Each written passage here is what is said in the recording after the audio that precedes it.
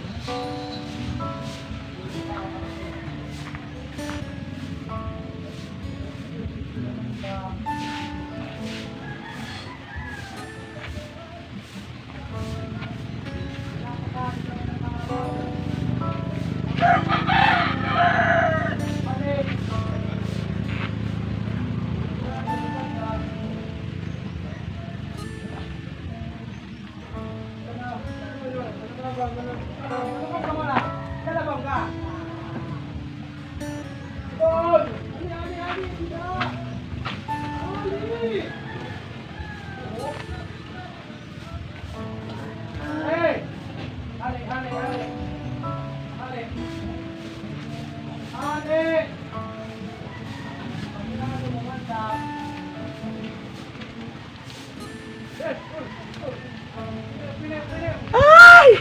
Community! Andyan pala kayo sa maayong aga sa inyong tanan. Diyos ko, alos nalabahan ko yata ang buong bahay. So mayroon pa ako doon, 2 kubrikama. Kaya na lahat yan nadumihan ng mother ko kasi may sakit. So, maayong aga sa inyong tanan. So hindi pa ako tapos. Mayroon pa ako doon. Winashing ko naman yan, tapos kunting kusot-kusot, yan. Tatapos na ako. So si mother may sakit pa din. Kanina medyo magaling na siya. Ngayon na tumaas na naman ang lagnat. Hindi ko alam. Mawawala. Tapos tataas ulit ang lagnat. So doon pa yung iba kong mga sampay. Ito pa tsaka doon yun. So ito may nakawashing na ako. So maayong aga. So ito muna ang ating diliting ng bayot. Kapagal. So pwede naman magpahinga. Pag napapagod, pwede magpahinga. Huwag lang susuko. So good morning to each and everyone. Ito na naman uli ang inyong community, ang bayot sa isla. Ang diri maarte pero madiskarte ang bayot na guwapaunon la ura-ura. Proud na taga-isla dahil taga-isla kami. So ngayon na dito si Ate Bibi. Nagtula siya ng isda para kay mother. Sit down! Sit! Dili, sit! Yan, si... Ipakita ko sa inyo ang tinula. Saka pakita ko sa inyo si mother. Nagtula si Ate Bibi ng isda. Pinakain niya na si mother. Buti na kumain na. Nakain ko kanina ang pa niya. So ayan, punta natin si mother. Masama na naman pa ako kiramdam. Kanina okay na yan, nakatayo na eh. Nag-video na ako, pinala lang sa mga kapatid ko. Okay na siya. Ayun. Ito na naman nakahilata. Mataas na naman ang lagnat. Binihisan yan ni Ate Bibi at saka ng kadayaper yan. Kadayaper. So Ate Bibi, ano na? Kumusta?